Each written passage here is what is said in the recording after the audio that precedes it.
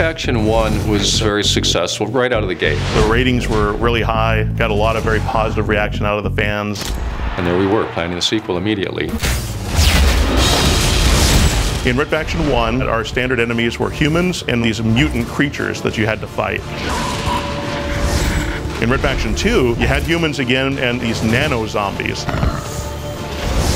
In Red Faction Guerrilla, we just stuck with the humans, but gave them some pretty nasty weapons and vehicles that you had to try to deal with. We really started to build up this sci-fi franchise. We've taken this and we've actually wrote Red Faction Armageddon. I didn't expect to see you again. It's a new story in the Mason lineage, but also we're kicking back to some of the old Red Factions as well. Looks quiet to me. Picking anything up? Negative. Something's not right. So there's an entirely different scale of enemies that you're going to be fighting, and therefore different tactics that you have to use. We now have aliens this time. It's these creatures that have been living on Mars. You'll see the Creepers, which are the first low line of enemies that you'll face in the game. These guys like to melee you, they like to spit acid at you. Then we have the Ravagers, they're kind of like the mid-level infantry. They stick to buildings, they can throw lightning bolts at you. And then we have some of the bigger enemies, the tanks, the heavies. They can overrun you, they can stomp on you. Beyond that, it's just destructive weapons, destructive environments, new ways of approaching battles with enemies.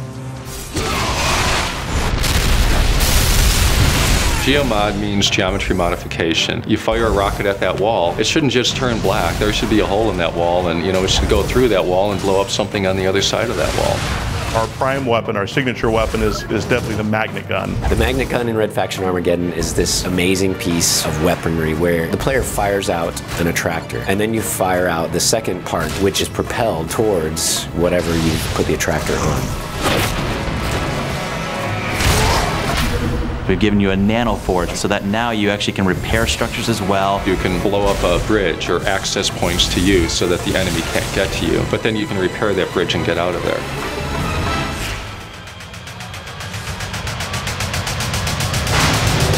We've had a lot of fun being able to come up with some of these types of weapons that are really maximizing destruction. I think at the core of it, it is a game, it's entertainment, and it's got to be fun. I think we've really tightened it up with Red Faction Armageddon. It's still the only destruction game in town. We give a lot for fanboys, but we also want to cater this, so if you're new to the Red Faction universe, you can jump in and see what you've been missing all these years.